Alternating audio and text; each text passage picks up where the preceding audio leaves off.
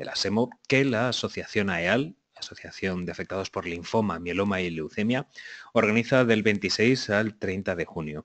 Les recordamos que pueden visitar la página web de AEAL, www.aeal.es, para obtener toda la información sobre esta semana y sobre los servicios que AEAL les ofrece.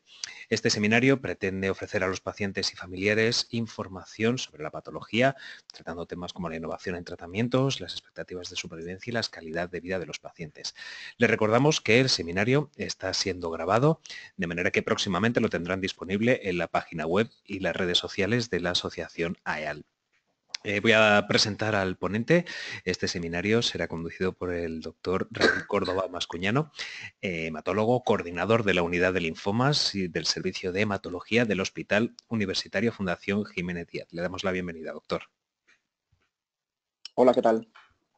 Voy a terminar esta presentación explicándoles a todos los asistentes la dinámica del seminario. El ponente realizará la exposición y, como les comentaba, si durante la exposición del doctor les surgen algún tipo de dudas, pueden trasladárnoslas a través de la ventana de preguntas que tienen disponible en esta herramienta.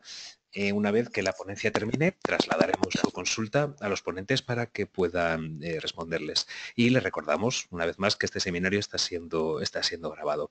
Sin más, damos paso al doctor Raúl Córdoba para que dé inicio a este seminario. Adelante, doctor. Gracias. Muchas gracias por la presentación. Bueno, para mí siempre es un placer colaborar con AEAL, sobre todo en esta semana de las enfermedades oncomatológicas, en las que creo que juegan un papel tremendamente importante a la hora de informar a los pacientes con fuentes de información de calidad, porque muchas veces un paciente se encuentra perdido y no sabe dónde buscar, y creo que esta es una de las herramientas mejores para acceder a información veraz, y qué mejor que preguntar a alguien de forma más directa. En el seminario de hoy, como coordinador de la unidad de linfomas, voy a centrarme en el tratamiento y en los avances, en cómo enfrentamos los hematólogos el abordaje tanto diagnóstico como terapéutico de los pacientes con linfomas no Hodgkin. Los linfomas no Hodgkin son un grupo tremendamente heterogéneo de tumores que están afectando a los órganos linfoides. Y esto quiere decir que cuando hablamos de linfoma no Hodgkin no es una única entidad, sino, como ahora veremos, actualmente se reconocen más de 40 tipos de linfomas no Hodgkin, de manera que es tremendamente importante que tengamos un correcto diagnóstico para poder ofrecerle al paciente un tratamiento preciso y lo más adecuado al diagnóstico del linfoma que le hemos realizado. ¿Cómo podemos llegar a esta clasificación? Para que todos los hematólogos a nivel mundial podamos hablar el mismo lenguaje y podamos compartir nuestras experiencias, los linfomas se deben de clasificar de acuerdo a la clasificación de tumores de los tejidos hematopoyéticos y de los tejidos linfoides que nos propone la Organización Mundial de la Salud, la OMS. Y, como veis, existen dentro de los linfomas no Hodgkin, actualmente se denominan neoplasias de células madura. Dentro de los antiguos linfomas no Hodgkin B, que ahora se denominan neoplasias de células B madura, pues fijaos cómo tenemos hasta 36 subtipos de linfomas diferentes. Dentro de los linfomas T y de células NK tenemos otros 23 subtipos distintos. Tenemos 6 tipos de linfoma Hodgkin y 6 tipos de enfermedades linfoproliferativas post-trasplantes, de manera que cuando tenemos a un paciente con una enfermedad de los ganglios linfáticos de origen tumoral, es decir, se trata de un linfoma, tenemos que ponerle o tratar de ponerle un nombre y encasillarlo, encuadrarlo dentro de alguna de estas clasificaciones que nos propone la Organización Mundial de la Salud. Y dentro de los linfomas no Hodgkin de células B, que son los más frecuentes, como veis en este gráfico, el linfoma más frecuente es el linfoma difuso de células B grandes, y el segundo linfoma más frecuente es el linfoma folicular. El linfoma difuso de células grandes es el linfoma más frecuente de los linfomas agresivos, y el linfoma folicular es el linfoma indolente o no agresivo más frecuente, y en la globalidad se trata del segundo linfoma más frecuente, de manera que en un seminario tan cortito me voy a centrar únicamente en los avances y en estos dos tipos de linfomas, el linfoma difuso de células B grandes y el linfoma folicular. ¿Qué avances estamos teniendo? Pues gracias a los registros y a las estadísticas que se están realizando, sobre todo esta que os presento es del Instituto Nacional del Cáncer Americano, sabemos cuándo se presenta los linfomas no Hodgkin en nuestros pacientes. Y como veis, la edad mediana de diagnóstico está en torno a los 66 años, es decir, la mitad de los pacientes tienen más de 66, la otra mitad tienen menos de 66, de manera que nos vamos a encontrar a un gran grupo de pacientes. La gran mayoría se van a diagnosticar en torno a la década entre los 65 y los 75 años, y nos vamos a encontrar un grupo de pacientes mayores de 75 años, que fijaos que van a ser 1 de cada 3 pacientes, en los cuales no les vamos a poder ofrecer estrategias de tratamiento tan intensivas y las vamos a tener que adaptar. De manera que las estrategias de hematogeriatría y de oncogeriatría cada vez están cobrando más importancia de cara a poder ofrecerles un buen tratamiento a los pacientes mayores y no simplemente por el único criterio de la edad no recibir tratamiento o recibir un tratamiento que no sea el más adecuado. Y si atendemos a la mortalidad debido al propio diagnóstico del linfoma y no debido a otras circunstancias, vemos cómo, a diferencia del diagnóstico que la edad mediana estaba en torno a los 66 años, fijaos cómo la edad mediana de muerte debido al linfoma está en 76 años. Y el principal grupo de edad que más se muere debido al linfoma está en torno a los 75 y a los 85 años, en esa década de la vida, probablemente porque no seamos capaces de poder ofrecerles un buen tratamiento debido a otras enfermedades que tiene el paciente, a la propia edad o a cómo se encuentra el paciente debido al linfoma. De manera que tenemos que diseñar estrategias que nos permitan identificar a aquellos pacientes mayores de 75 años, pero que se encuentren lo suficientemente bien como para poder recibir un tratamiento, igual que si fuera un paciente joven, y aquellos pacientes mayores que por otras enfermedades pues no se encuentre tan bien de salud, pues tengamos que adaptar el tratamiento y no solo sea reducir las dosis de la quimioterapia, sino que debemos de adaptarnos a las otras enfermedades que pueda tener el paciente. Por ejemplo, pues si tiene una insuficiencia renal, porque el riñón no les funcione bien, tenemos que tener cuidados con fármacos que dañen el riñón. Si un paciente tiene problemas de corazón, pues tenemos que evitar fármacos que produzcan cardiotoxicidad.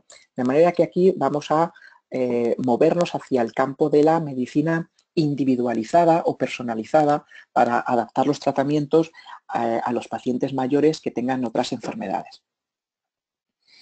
Si ya nos centramos en el linfoma difuso de células B grandes, como os he contado anteriormente, es el linfoma más frecuente y dentro de los linfomas agresivos, pues evidentemente es el que nos vamos a encontrar con mayor frecuencia, siendo entre el 30 y el 40% del total de los linfomas no Hodgkin.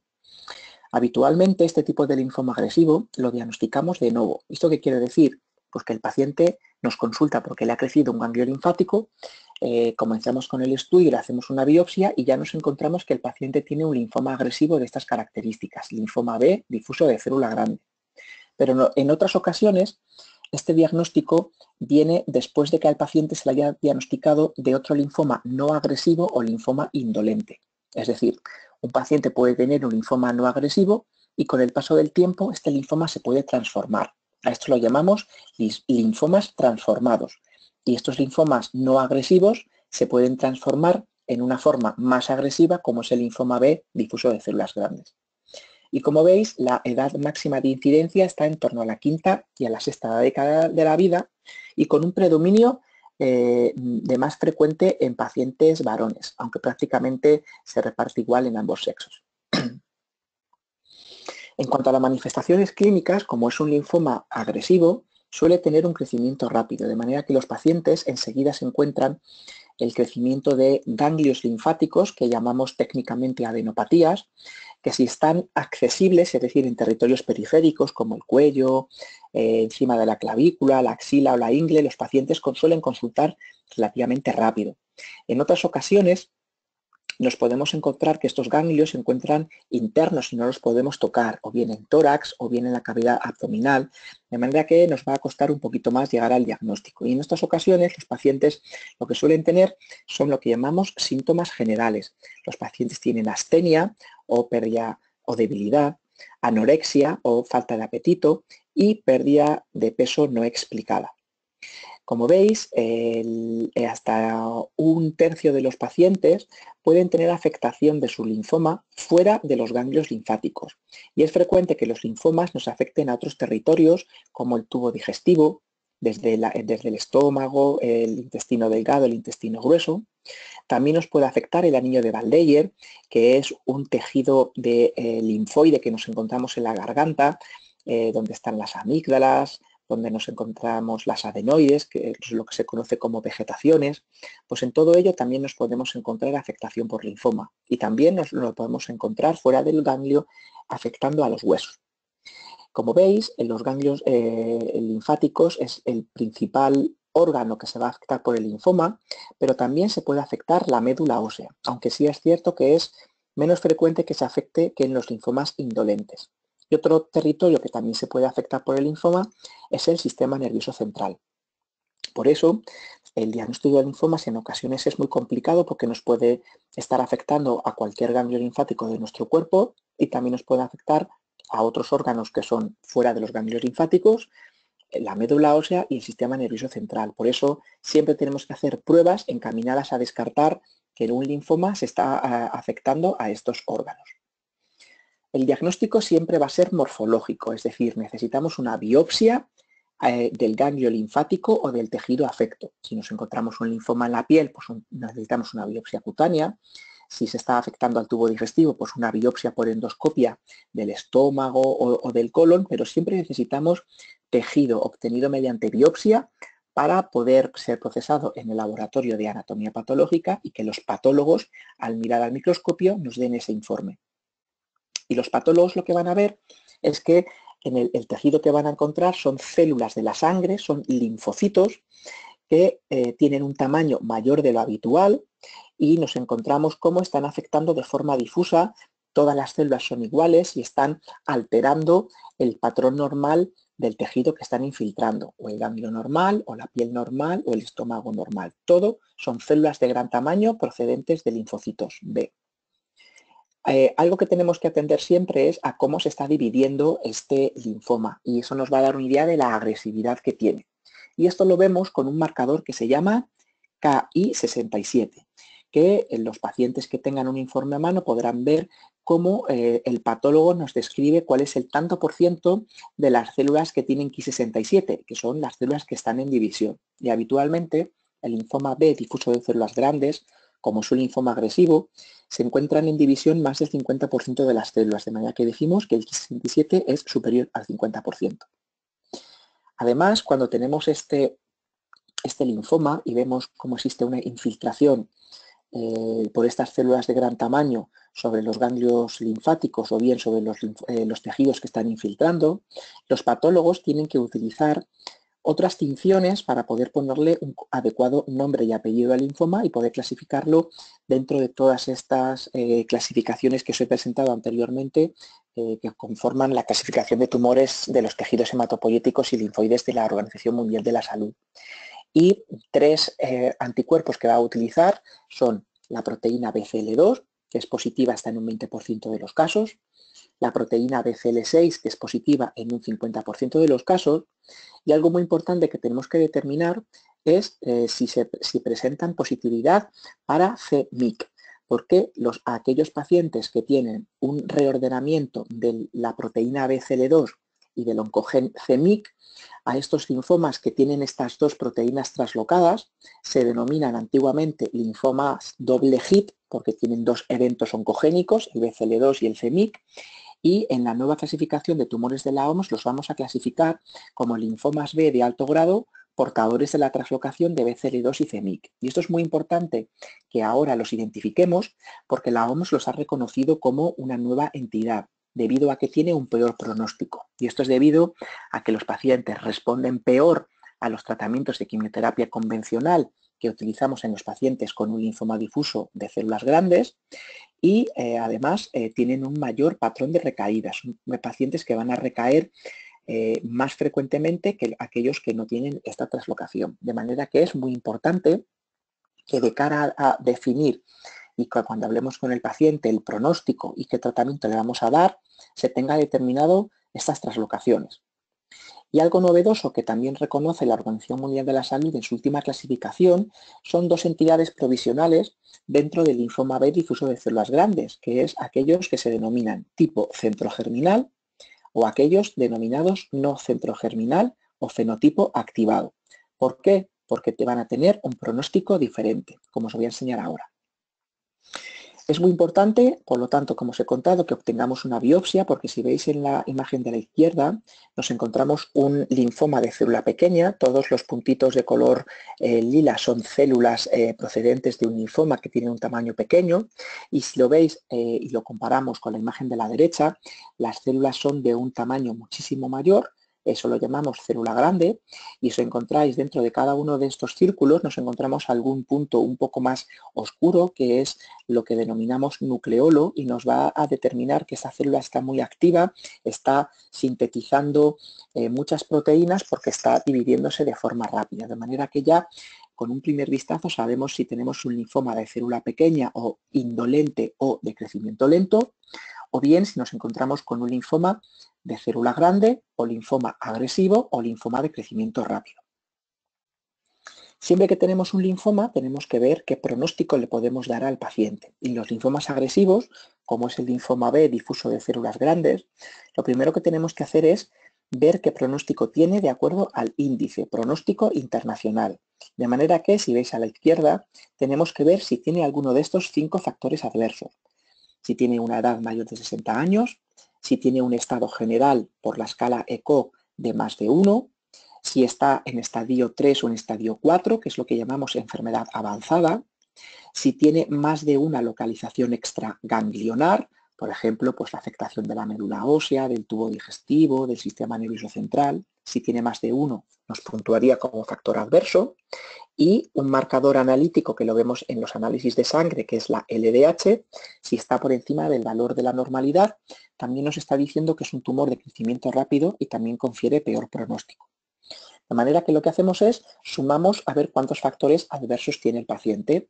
Si solo tiene entre 0 y 1, lo denominamos IPI de bajo riesgo, y como veis, a los 5 años la supervivencia global de los pacientes está en torno al 73%. En cambio, si tiene ya 2 factores pronósticos adversos, lo denominamos intermedio bajo, y a los 5 años van a estar vivos el 50% de los pacientes, la mitad de ellos. Si tenemos un intermedio alto con 3 factores de riesgo, la supervivencia la verdad es que es muy parecida a los del intermedio bajo. Y en cambio, si ya tenemos 4 o 5 factores adversos, estamos en el IPI de alto riesgo y la supervivencia a los 5 años es tan solo de 1 de cada 4 pacientes que tratamos en la consulta.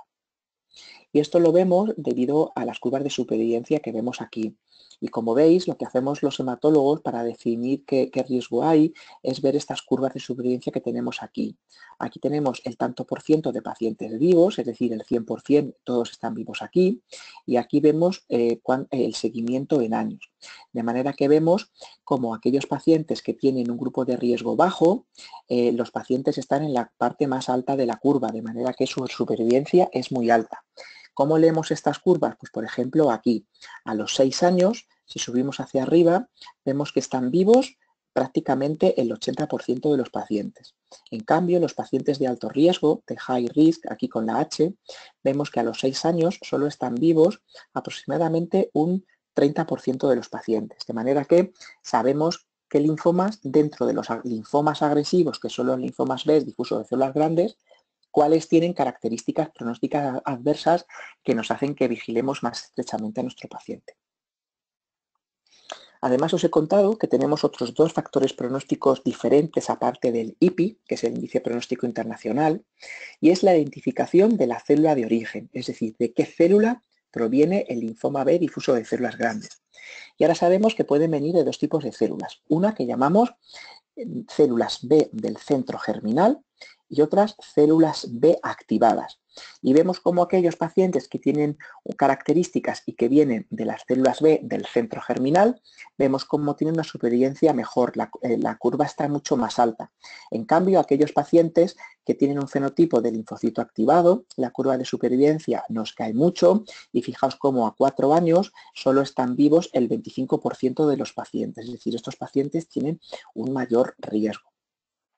Es cierto que en muchos informes todavía no están determinado la célula de origen del linfoma porque la forma correcta de realizarlo son mediante técnicas de biología molecular que no están estandarizadas y no están disponibles en todos los hospitales a nivel mundial.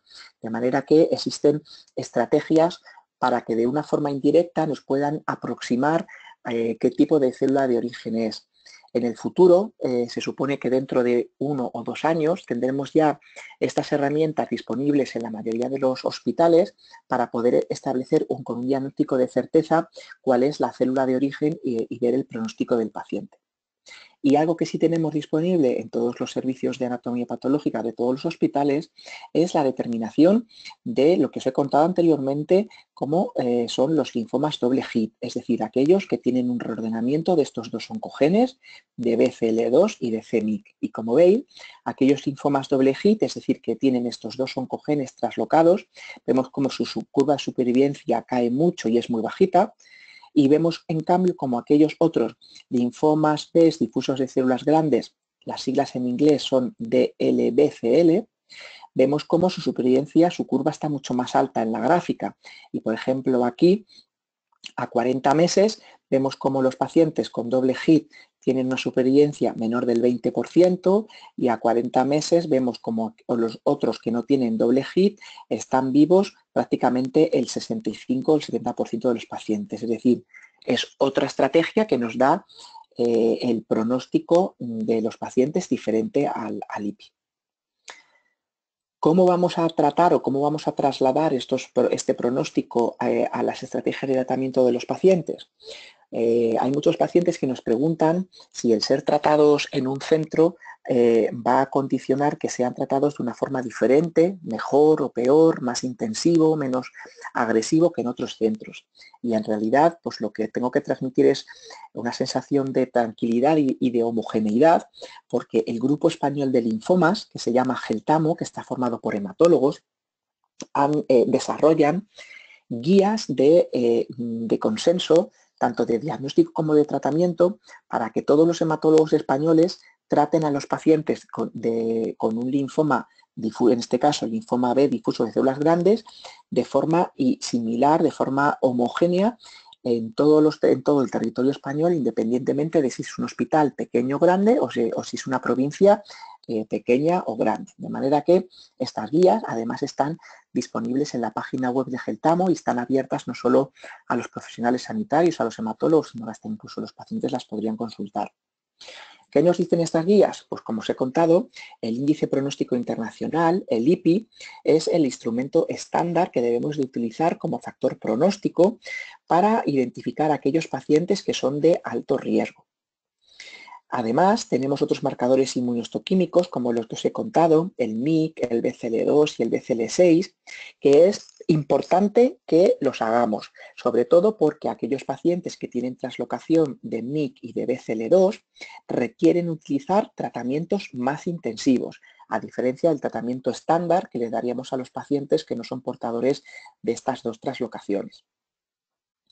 Cuando tenemos un paciente con linfoma difuso de células grandes, tenemos que ver si se trata de una enfermedad localizada o si se trata de una enfermedad avanzada.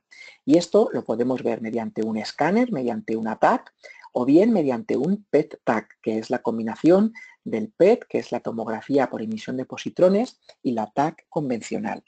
De manera que si tenemos un paciente con enfermedad localizada, que esos los diagnosticamos cuando están en estadios 1 y 2, el tratamiento de elección es la inmunoquimioterapia, como veis aquí, basado en este esquema de quimioterapia que se llama R-CHOP. La R es la inmunoterapia, con un anticuerpo monoclonal que se llama rituximab y se combina con 5 fármacos quimioterápicos, cada uno es una sigla, que se recogen bajo el nombre de CHOP. Lo damos cada 21 días y debemos de administrar entre 4 y 6 ciclos de tratamiento. Aquellos pacientes que no tienen buena tolerancia y la enfermedad está muy localizada, podemos dar únicamente 3 ciclos de R-CHOP seguidos de radioterapia en campo afecto. Y esto solo lo podemos administrar cuando la enfermedad efectivamente está localizada y no tenemos que utilizar un campo de radioterapia muy amplio, sobre todo para disminuir la toxicidad relacionada con la radioterapia. Además, la radioterapia también la podemos reservar cuando aquellos pacientes que tienen enfermedad localizada acaban el tratamiento, bien 3, 4 o 6 ciclos de RCHOP. Si una vez que finalizamos el tratamiento y volvemos a hacer un PET y todavía existe una captación patológica, es decir, nos puede sugerir que puede existir enfermedad residual, podemos utilizar la radioterapia para aquellos pacientes que no han alcanzado la remisión completa, para utilizar una estrategia de tratamiento diferente como es la radioterapia y posteriormente volver a hacer un nuevo PET para ver si ya se ha negativizado por completo. Y otra estrategia en la que podemos utilizar la radioterapia es aquellos pacientes que, a pesar de tener enfermedad localizada, por ejemplo en el cuello o en la ingle, tienen masa voluminosa y a eso lo denominamos cuando tienen una masa que mide más de 7 centímetros. De manera que cuando damos los 6 ciclos de R-CHOP, aunque tengan un PET negativo y ya no quede enfermedad residual, aquellos pacientes que tienen una masa bulky o voluminosa, es decir, de más de 7 centímetros, podemos darle tratamientos de radioterapia como consolidación para evitar que la enfermedad vuelva a aparecer ahí. Si la enfermedad está avanzada, es decir, está en estadio 3 o 4, un estadio 3 es cuando la enfermedad está afectando a ambos lados del diafragma y un estadio 4 cuando está afectando a alguna estructura que no sea un órgano linfático, por ejemplo, el pulmón, el hígado, la piel, el tubo digestivo, el cerebro. A esto lo llamamos enfermedad avanzada. Y a estos pacientes siempre les tenemos que dar tratamientos con R-CHOP. ¿Qué es lo que vamos a utilizar? Aquellos pacientes que son mayores de 80 años, podemos utilizar estrategias de tratamiento más atenuadas y lo llamaremos al esquema R-mini-CHOP, porque vamos a utilizar la misma quimioterapia, pero vamos a disminuir la intensidad de la dosis. Vamos a dar menos fármacos que puedan dañar a su médula ósea y menos dosis de fármacos que puedan dañar a su corazón. Algo muy importante que ahora tenemos que tener en cuenta es que aquellos pacientes que tienen un mal pronóstico por los reordenamientos que os he contado de estos dos oncogenes de BCL2 y de CEMIC, sabemos que el tratamiento con R-CHOP no es la mejor opción de tratamiento, de manera que se recomienda utilizar pautas más intensivas como esta que os pongo aquí, que se llama R-EPOS-DA. ¿Qué quiere decir esto? La quimioterapia es la R es el rituximab, que es el anticuerpo monoclonal, la quimioterapia es el EPOCH y a diferencia del CHOP lo que ocurre es que al paciente lo tenemos que ingresar porque tenemos que administrar la quimioterapia en infusión continua de 24 horas durante 3 días. Y esto en algunos centros lo consiguen administrar a través de unas bombas de infusión que se controlan en el hospital de día, pero la mayoría de los centros hospitalizamos al paciente.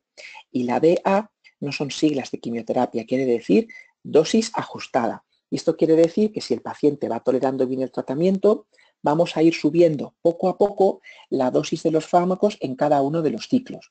Y si no lo toleran, las vamos bajando, es decir, vamos ajustando y adaptando la dosis de quimioterapia en función de la tolerancia y las características del paciente. Y este es un esquema de tratamiento que se utiliza en un tipo de linfomas como es el linfoma de Burkitt, que es un linfoma mucho más agresivo, de manera que siempre que identifiquemos estas traslocaciones tenemos que dar un tratamiento un poquito más intensivo. Y ahora sabemos que aquellos pacientes que reciben este tratamiento más intensivo, como es el R-EPOCH a dosis ajustada, no se van a beneficiar de realizar un trasplante de médula ósea cuando acaba la quimioterapia. Y habitualmente solo se reserva para aquellos pacientes en los que después de la quimioterapia la enfermedad reaparece y el paciente recae, volveremos a dar una nueva quimioterapia y posteriormente realizaremos el trasplante de médula. Y aquí es muy importante también que conozcamos si son linfomas doble hit o no, porque tienen más probabilidad de afectar al sistema nervioso central, es decir, al cerebro. De manera que es recomendable realizar profilaxis del sistema nervioso central, es decir, siempre que lo diagnosticamos tenemos que hacer una punción lumbar para analizar el líquido que está bañando y rodeando a nuestro cerebro y a nuestra médula espinal. En primer lugar, para ver si está afectado por el linfoma. Si está, tenemos que tratarlo y si no lo está, tenemos que hacer profilaxis, es decir, prevenir y evitar que la enfermedad aparezca en una recaída en el cerebro. ¿Cómo podemos hacer la profilaxis del sistema nervioso central? Pues la podemos hacer mediante dos formas. Uno es utilizando la quimioterapia intratecal, la IT, que esto es una vez que se realiza una punción lumbar y obtenemos el líquido cefalorraquídeo, que es el que está bañando al cerebro y a la médula espinal, podemos administrar dosis pequeñas de quimioterapia en este líquido para que elimine si hay alguna célula residual. Y otra estrategia que está utilizando cada vez más relevancia es utilizar la quimioterapia intratecal con metotrexate, utilizándolo por vía intravenosa, es decir, ponérselo al paciente por un acceso venoso, habitualmente un acceso venoso central, porque además de limpiar el líquido cefalorraquídeo, el metotrexate intravenoso es capaz de atravesar también el tejido cerebral, de manera que si hay alguna célula escondida dentro del cerebro, la conseguimos eliminar. De manera que siempre tenemos que ofrecer una estrategia de prevención con metotrexate, bien intratecal o bien intravenoso. Y a día de hoy parece que el metotrexate intravenoso protege más de las recaídas de dentro del cerebro, pero no hay ningún ensayo clínico que nos lo haya demostrado y que nos diga que se lo tengamos que dar a todos los pacientes, de manera que si se hace intratecal también está bien administrado. Hay un grupo de pacientes, aproximadamente 1 de cada 3 pacientes, que después de la quimioterapia que os he contado, que lo llamamos quimioterapia de primera línea, los pacientes van a recaer. No conseguimos curar a todos los pacientes. Si nos encontramos un paciente que recae, es un paciente joven, y lo consideramos joven aquellos anteriormente por debajo de 60 años. Luego se pasó el punto de corte a los 65 y ahora se acepta que está el punto de corte en 70 años y siempre decimos que los 70 son los antiguos 60. De manera que si es un paciente joven, es decir, menos de 70 años, le tratamos de utilizar un esquema de quimioterapia de segunda línea con cualquiera de estos que aparecen aquí en la guía GELTAMO, con la idea de conseguir reducción de la enfermedad, si a ser posible volver a meter al paciente en remisión completa, es decir, que no detectemos enfermedad, y después debemos de recomendarle un autotrasplante de médula ósea con esta quimioterapia previa. Y esto solo lo podemos hacer en personas jóvenes que no tengan otras enfermedades. Porque si no, todo este procedimiento es muy tóxico y los pacientes no son capaces de tolerarlo. Por eso, habitualmente, a un paciente por encima de 70 años no se le suele ofrecer un trasplante de médula ósea, salvo algún paciente muy puntual que esté en perfectas condiciones de estado de salud y que veamos que no tiene riesgo de someterse a un autotrasplante. Porque a los pacientes mayores, a aquellos mayores de 70 años, la quimioterapia a altas dosis y el autotrasplante tiene una alta morbilidad, es decir, los pacientes tienen muchísimos efectos secundarios y la mortalidad se aumenta muchísimo a partir de los 70 años. De manera que no se recomienda utilizar autotrasplante y utilizamos esquemas de quimioterapia de rescate menos agresivos, como aquellos basados en platinos, como por ejemplo el esquema que se llama GEMOX, el esquema R-bendamustina, y tenemos un fármaco aprobado a partir de una tercera línea, que es el único que tiene la indicación, que se llama Pisantrone.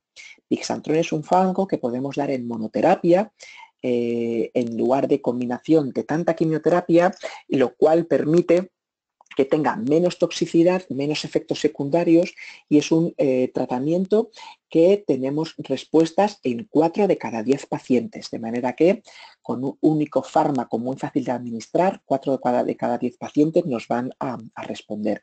Y siempre que sea posible, vamos a recomendar que los pacientes participen en ensayos clínicos para poder optar a nuevas estrategias de tratamiento, bien combinaciones de quimioterapia con nuevos fármacos o bien el futuro de la hematología, que son las estrategias libres de quimioterapia. Y a día de hoy no tenemos ninguna aprobada en los linfomas B difuso de células grandes, de manera que cuando un paciente es refractario a la quimioterapia, lo que tenemos que hacer es no seguir insistiendo en más esquemas de quimioterapia y debemos de ofrecerle esquemas libres de quimioterapia en este momento, a día de hoy, dentro de ensayos clínicos. Y ahora vamos a pasar a un escenario completamente diferente, como es el linfoma folicular. El linfoma folicular es el segundo linfoma más frecuente y dentro de los linfomas indolentes o linfomas no agresivos es el linfoma más frecuente. Aparece en torno al 20 y al 30% de todos los linfomas y su edad mediana de diagnóstico es muy parecida a la del linfoma B difuso de células grandes, en torno a los 60 años, y se da igual tanto en hombres como en mujeres. Al ser un linfoma de crecimiento lento, habitualmente los pacientes tienen ganglios o adenopatías que no duelen, que van creciendo lentamente y en la mayoría de los casos el paciente se encuentra asintomático, es decir, no tiene ningún tipo de síntoma. Y muchas veces o bien consulta porque tiene un ganglio aumentado de tamaño o bien porque se encuentra por casualidad un ganglio aumentado de tamaño o porque se ha hecho un escáner por otra cosa o porque se ha hecho una ecografía. ¿Cómo vamos a realizar el diagnóstico? Pues nuevamente tenemos que hacer una biopsia de ese ganglio o del tejido que está afectando este linfoma y tenemos que ver que tiene un patrón folicular. Vemos como estructuras tipo esferas, como bolitas dentro del ganglio linfático. Y el patólogo nos tiene que decir, dentro de que se trata de un linfoma no agresivo, nos tiene que decir qué grado de agresividad tiene, del 1 al 3. El grado 1 o 2 lo diagnosticamos de linfoma folicular de bajo grado y el linfoma folicular de grado 3 es el linfoma folicular de alto grado. Y esto es como los patólogos vemos al microscopio el linfoma folicular. Nos encontramos todas estas bolas que están borrando la forma normal que tiene que tener un ganglio linfático. Y lo mismo que el linfoma B difuso de células grandes tenía un índice pronóstico que era el IPI, cada linfoma tiene su índice pronóstico, pues el linfoma folicular se llama FLIPI, que es de índice pronóstico internacional del linfoma folicular. FLIPI viene de las siglas en inglés. Y tenemos factores pronósticos adversos diferentes a los del IPI. Y fijaos cómo nos vamos a encontrar. En este caso, si tenemos más de 5 áreas ganglionares afectadas por el linfoma, la LDH por encima de lo normal, la edad mayor de 60 años, estadios avanzados 3-4 y si el paciente tiene anemia, una hemoglobina por debajo de 12. Estas tres del medio las comparte el IPI, pero en cambio el linfoma folicular tenemos que ver cuántos ganglios hay y si el paciente tiene anemia o no. Y esto también se va a traducir en función del número de factores adversos que tenga, el pronóstico que va a tener. Y nos encontramos como si tenemos solo uno o ningún factor pronóstico adverso, nos vamos a encontrar y vamos a decir que el paciente tiene un FLIPI de buen pronóstico. Y veis cómo a los 5 años están vivos el 90% de los pacientes. Si tenemos dos factores adversos, estamos en el grupo de riesgo intermedio. A los 5 años están vivos el 80% de los pacientes, 8 de cada 10. Y si es de grupo de riesgo pobre, a los 5 años están vivos el 50% de los pacientes, es decir, la mitad de ellos. Y aquí nuevamente lo podemos ver en las curvas de supervivencia, como os he contado anteriormente con el IPI en los linfomas agresivos. Al ser un linfoma de crecimiento lento o indolente, la supervivencia de los pacientes es muy prolongada. Se dice en todos los libros que está en torno a los 12 o 15 años, pero con las nuevas estrategias de tratamiento que estamos utilizando a día de hoy, podemos decir que algunos pacientes con linfoma folicular pueden estar curados con el tratamiento y en otros, aunque no los conseguimos curar, muchos de ellos tienen una esperanza de vida similar a la de la población normal y se morirán de otras cosas cuando le toquen, pero no debido a su linfoma. Y esto es debido a que las nuevas estrategias de tratamiento son tremendamente eficaces y conseguimos que los pacientes consigan alcanzar respuestas completas. Rara vez se alcanzaba la curación anteriormente con los tratamientos anteriores, pero como os he comentado, cada vez más los porcentajes de curación los estamos viendo en este tipo de linfomas. Y lo mismo que ocurría con el linfoma difuso de células grandes, el grupo GELTAMO, el Grupo Español de Linfomas, ha elaborado la guía de práctica clínica para el tratamiento del linfoma folicular. Es decir, que todos los pacientes en España sean tratados de forma homogénea y no por ser tratados en un sitio más pequeño tenga peores posibilidades de sobrevivir que si son tratados en un centro grande o en un hospital universitario que tenga mucha investigación. En teoría, tenemos que tratar a los pacientes igual estén donde estén. ¿Qué nos dicen las guías de tratamiento? Pues lo que primero que tenemos que hacer es ver si se trata de un linfoma de alto grado o de bajo grado y lo que tenemos que hacer es ver si se trata de una enfermedad localizada o avanzada y si el paciente tiene alta o baja masa tumoral. Son dos cosas que tenemos que saber antes de plantear una opción de tratamiento al paciente. ¿Cómo sabemos si el paciente tiene alta o baja masa tumoral? Pues tenemos que ver si cumple alguno de estos criterios. Estos son los criterios que se llaman criterios GELF, que son los criterios del grupo francés que quiere decir Grupo de Estudio de Linfoma Folicular.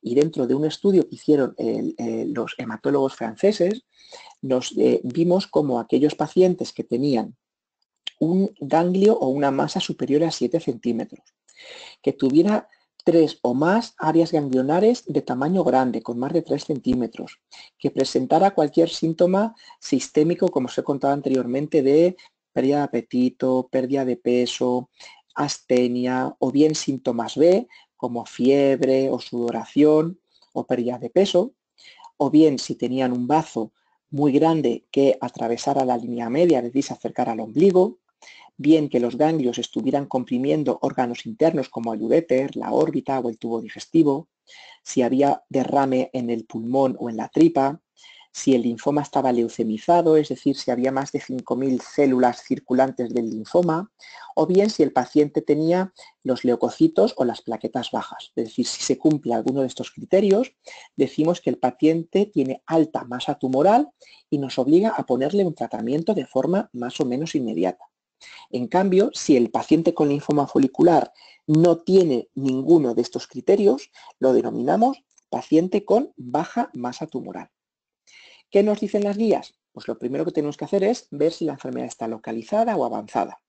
Si la enfermedad está localizada, podemos ofrecer un tratamiento libre de quimioterapia utilizando únicamente radioterapia local. Por ejemplo, si tenemos un paciente con ganglios en el cuello, pues con radioterapia laterocervical sería suficiente para tratar el linfoma. En cambio, si tenemos un paciente con enfermedad avanzada, es decir, estadios 3 y 4, tenemos que ver si no tiene factores de riesgo y si tiene baja masa tumoral de acuerdo a los criterios que os he enseñado anteriormente. A pesar de estar en enfermedad avanzada, si el paciente está asintomático y tiene poca masa tumoral, lo que hacemos es no recomendamos comenzar ningún tipo de tratamiento. Lo único que hacemos es vigilar al paciente hasta que le esté dando síntomas, porque al ser enfermedades de crecimiento muy lento, es posible que no necesite tratamiento hasta pasados 2, 3, 5 o incluso más años. En aquellos pacientes con alta masa tumoral, es decir, ya tienen mucha enfermedad y le está dando síntomas, lo que tenemos que hacer es ponerle un tratamiento con inmunoterapia, que son los anticuerpos monoclonales, o la elección preferida es la inmunoquimioterapia, en la cual combinamos el anticuerpo monoclonal rituximab con esquemas de quimioterapia. Y a día de hoy lo más recomendado es utilizar el esquema R-CHOP junto con la quimioterapia CHOP con el anticuerpo monoclonal. En cambio, tenemos que tener cuidado en pacientes mayores de 70 años y en aquellos pacientes que tienen algún problema de corazón, debemos de realizarle una ecografía del corazón para ver la fracción de eyección del ventrículo izquierdo, es decir, la capacidad que tiene el corazón de impulsar la sangre, y vemos que si es inferior al 50%, no debemos de utilizar una quimioterapia que se llama antraciclina porque podemos deteriorar su corazón. Una vez que hemos terminado el tratamiento de la primera línea, que también lo llamamos tratamiento de inducción con el esquema de R-quimioterapia, el paciente va a beneficiarse de un tratamiento de rituximab de mantenimiento, en el cual le vamos a dar una dosis de rituximab solo del anticuerpo monoclonal rituximab sin quimioterapia y le vamos a dar cada 2 meses durante 2 años. Y de esta manera vemos que los pacientes tienen una mayor supervivencia libre de progresión, y esto quiere decir que los pacientes tardan mucho más en que la enfermedad pueda reaparecer y progresar, de manera que está recomendado utilizar este tratamiento para evitar recaídas. Si el paciente finalmente nos recae, tenemos que nuevamente identificar si el paciente es de alto o de bajo riesgo y la edad del paciente. Porque lo mismo que ocurría con el linfoma B difuso de células grandes, si el paciente es joven, aquí pone la guía 65 años, pero es perfectamente razonable también poner el punto de corte en 70 años, si el paciente es de alto riesgo, con todos estos criterios GELF que os he contado, y es un paciente joven, debemos de utilizar una inmunoquimioterapia para rescatar al paciente y volver a alcanzar al menos una respuesta parcial o respuesta completa, y se recomienda realizar una intensificación de tratamiento mediante un trasplante autólogo de médula ósea. En cambio, si los pacientes son de alto riesgo, pero el paciente es mayor, no recomendamos, al igual que en los linfomas agresivos, realizar el autotrasplante. Y lo que hacemos es dar una inmunoquimioterapia de segunda línea y nos podemos volver a plantear otra vez realizar rituximab como tratamiento de mantenimiento.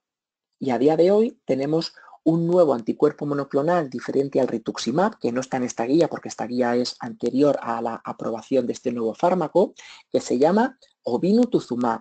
Y este fármaco es más eficaz que rituximab, de manera que se puede administrar en pacientes que hayan recaído de alto riesgo, que no vayan a ir al trasplante, y se le puede dar una combinación de inmunoquimioterapia con obinutuzumab más bendamustina, que es un fármaco que no se ha administrado en la primera línea de tratamiento, y el mantenimiento durante los 2 años, en lugar de hacerlo con rituximab, lo hacemos con obinutuzumab, que como os he contado es un anticuerpo más eficaz.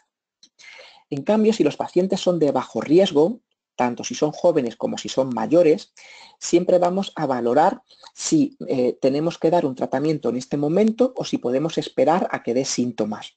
Y en el momento en el que dé síntomas nos podemos plantear dar la inmunoterapia sola, el rituximab, o un esquema de inmunoquimioterapia. Y lo que solemos utilizar son esquemas de quimioterapia diferentes, no utilizados al administrado en la primera línea, para que no haya resistencia entre los fármacos.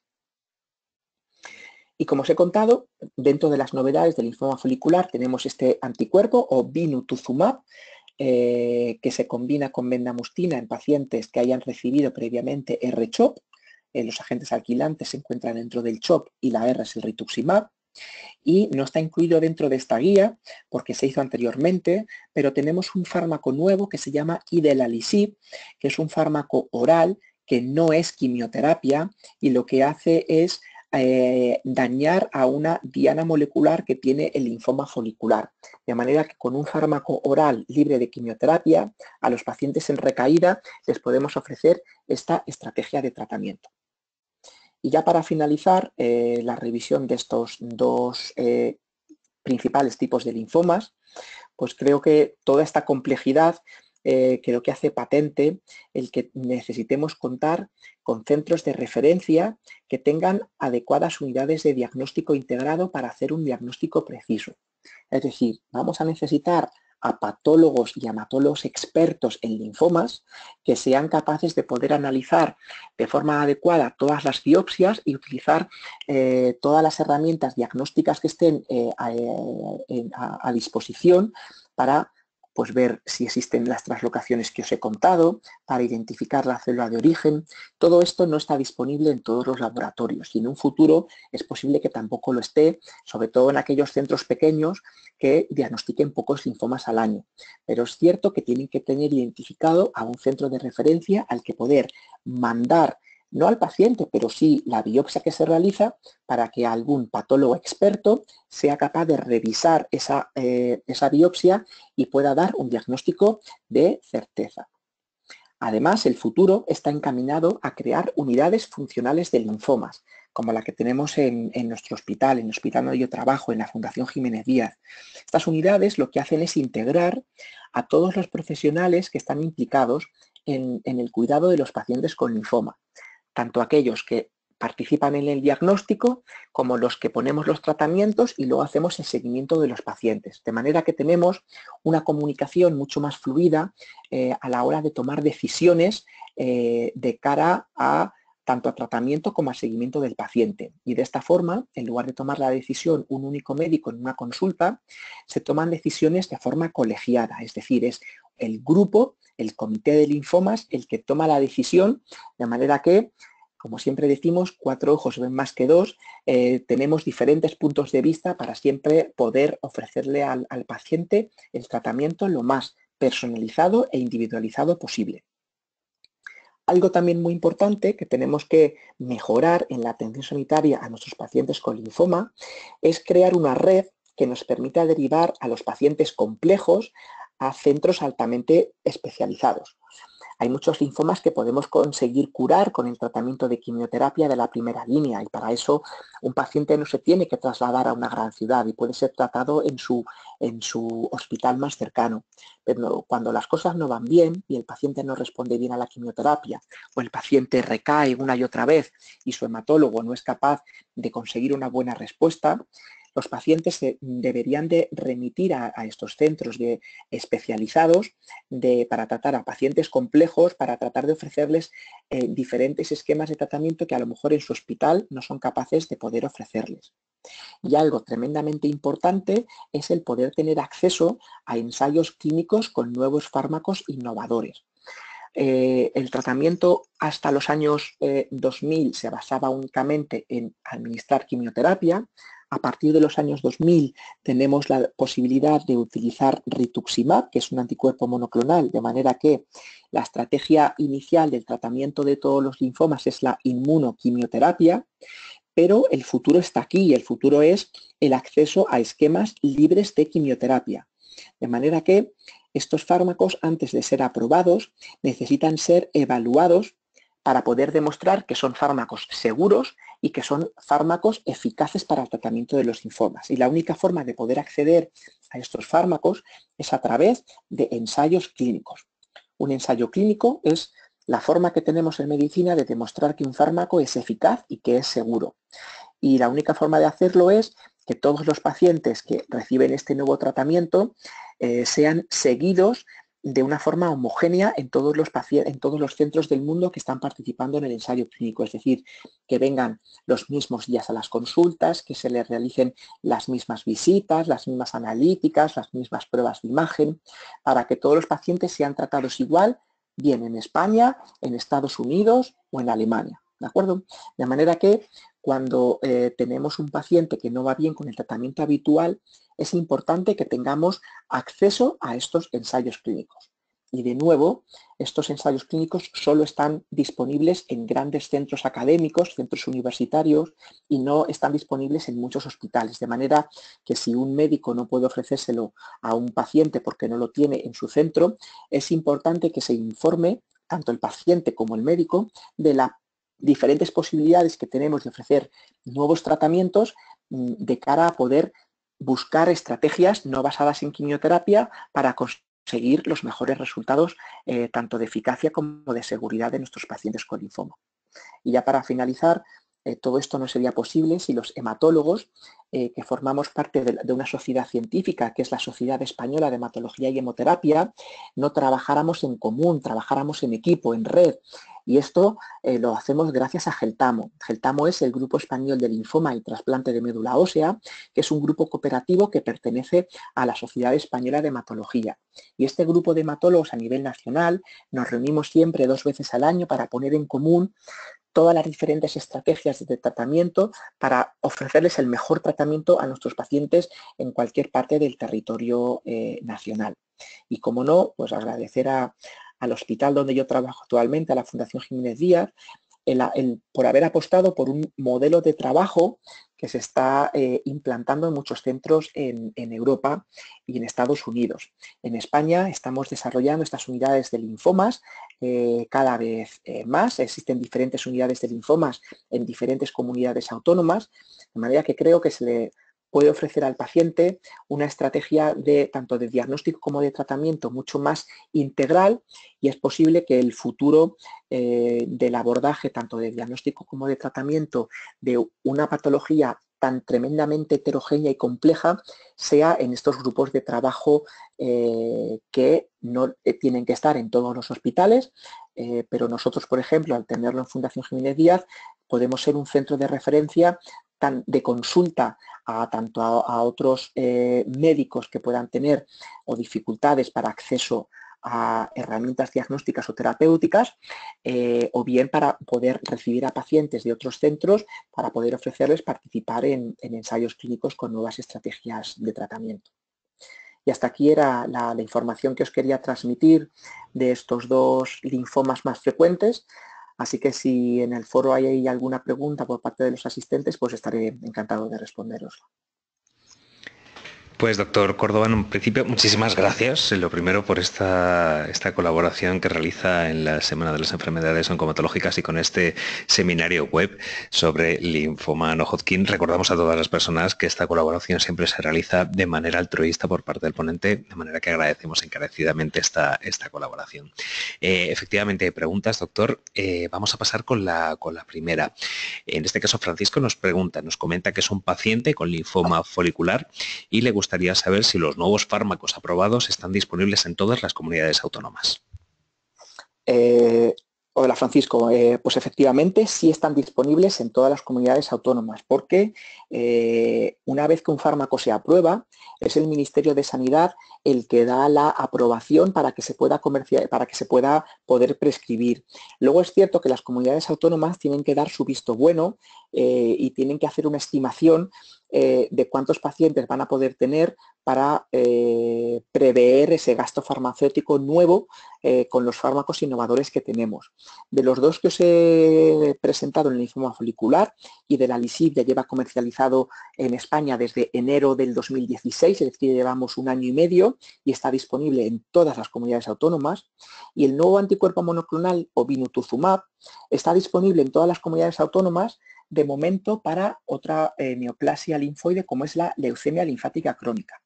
Para el linfoma folicular, el Ministerio ya ha dado la aprobación de uso en combinación con bendamustina, pero todavía está pendiente de dar un precio, de manera que en las comunidades autónomas se podría prescribir porque el fármaco ya está, pero todavía no tiene como para entendernos, la aprobación definitiva, porque todavía no tiene ese precio reembolso a la hora de poder facturar con el laboratorio que lo comercializa, pero si tu hematólogo lo considera oportuno, lo podría conseguir. Muchísimas gracias, doctor, por la respuesta. Nos pregunta Ángeles, dice, buenas tardes, quería saber si hay estudios sobre las causas de los linfomas foliculares. Hola Ángeles, pues mira, los linfomas, al ser unos tumores que nos vienen del sistema inmunológico, en muchas ocasiones podemos saber la causa. En algunos linfomas podemos atribuirle a unas infecciones víricas producidas por un virus que se llama virus del Epstein-Barr.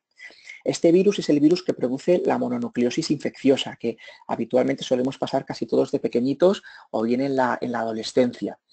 El virus de Epstein-Barr se asocia a muchos tipos de linfoma, pero no se asocia al tipo de linfoma folicular. Hay una hipótesis, una teoría en la cual se cree que hay algún estímulo que lo que hace es irritar y estimular de forma mantenida a los linfocitos, que son las células del sistema inmunológico, y hacen que al estar constantemente estimulados y activados, acaben transformándose en células tumorales y aparezca el linfoma folicular. A día de hoy no se ha identificado ningún agente, ni químico, ni bacteriano, ni vírico, ni radiaciones que nos lo asocie claramente al linfoma folicular. A día de hoy todavía no se conoce. Pero sí existe esta teoría de que existe algo que está estimulando de forma crónica e irritando constantemente a los linfocitos.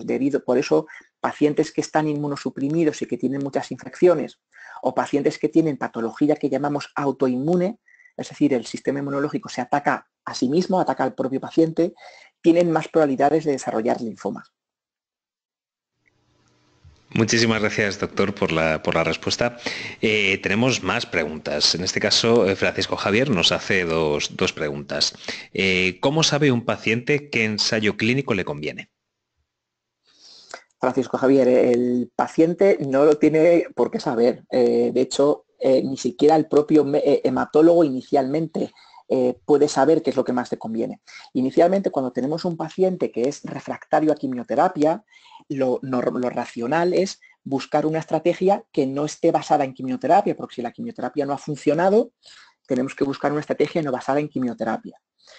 ¿Qué fármaco dentro de ensayo clínico le podemos ofrecer? Pues es que podemos tener desde anticuerpos monoclonales a nuevas dianas moleculares, a inmunoterapia, es decir, tenemos ahora mismo afortunadamente la investigación y los ensayos clínicos en linfomas es algo tremendamente importante y disponemos de muchísimos fármacos nuevos en investigación, en ensayo clínico, y lo que hacemos es, los hematólogos en primer lugar, es ver cada paciente si cumple las características para poder entrar en un ensayo clínico, porque no todo paciente puede entrar en un ensayo clínico, tiene que tener unas características, de manera que, por mucho que yo quiera darle un fármaco, si por ejemplo me exige que el paciente no tiene que tener anemia y el paciente tiene anemia, pues yo no lo puedo meter en ese ensayo clínico por mucho que quiera y por mucho que yo crea que ese fármaco es el mejor. Entonces, primero tenemos que ver las características del paciente para ver si puede incluirse en un ensayo clínico.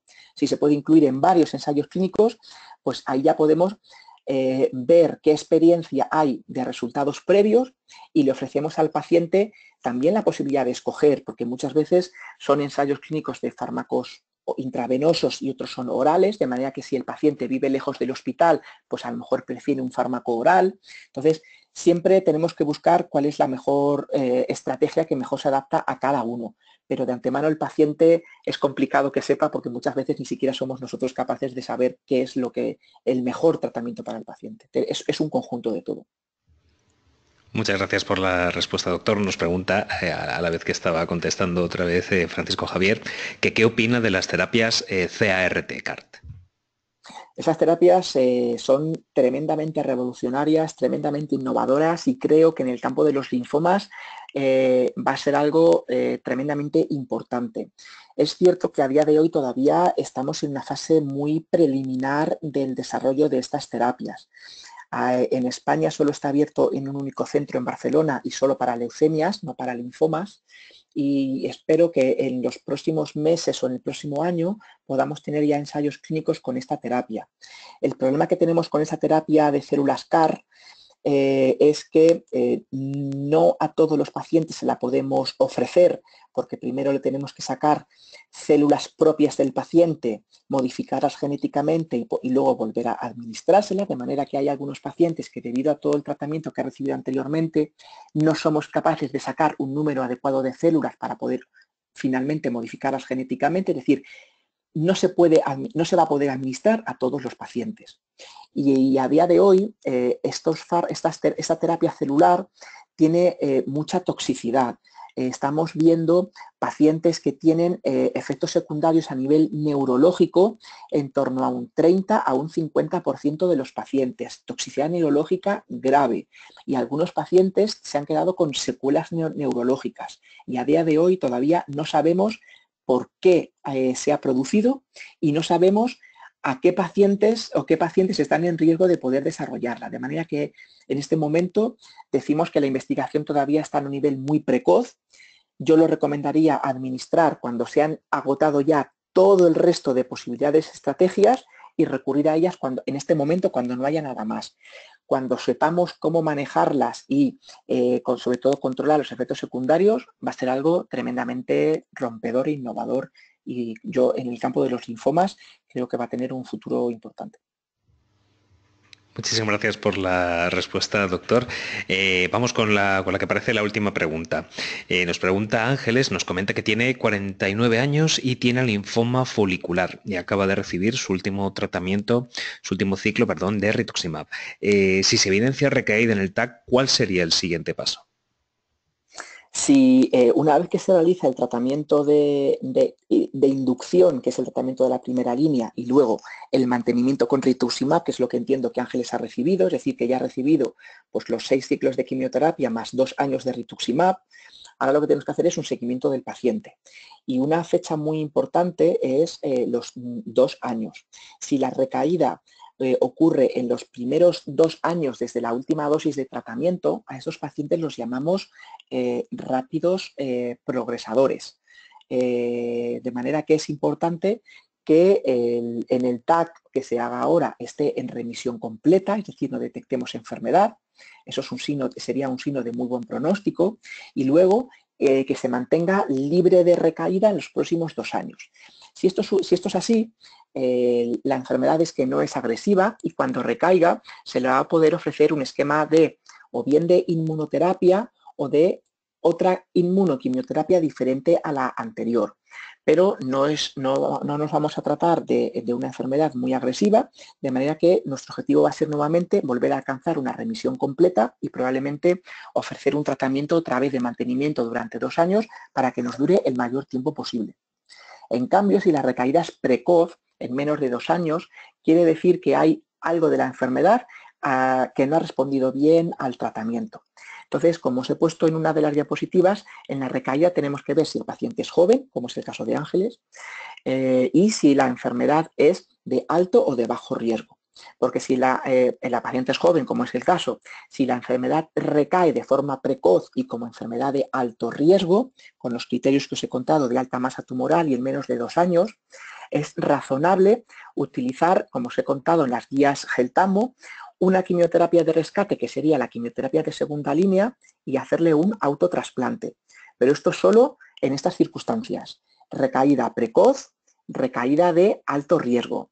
Si no, a día de hoy lo que solemos utilizar son estrategias de nuevas quimioterapias con nuevos anticuerpos monoclonales y ya tenemos un fármaco libre de quimioterapia y en breve vamos a tener otras 2 estrategias libres de quimioterapia, de manera que va a mejorar muchísimo la calidad de vida de los pacientes. Pero a día de hoy, una recaída precoz de menos de 2 años, de forma agresiva y con criterios de alto riesgo o de mal pronóstico, lo ideal sería quimioterapia de segunda línea y autotrasplante. Y si no, dar una quimioterapia diferente y probablemente un tratamiento de mantenimiento.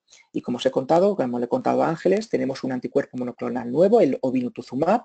Probablemente, si recibió R-CHOP o RCVP como quimioterapia de primera línea, se le podría ofrecer un tratamiento con bendamustina, que es otra quimioterapia diferente que no ha recibido anteriormente, y le daríamos el nuevo anticuerpo monoclonal que se llama obinutuzumab, junto con la quimioterapia, y luego 2 años de obinutuzumab, a diferencia de lo que ha recibido anteriormente, que es rituximab. Es decir, que opciones de tratamiento tenemos muchas.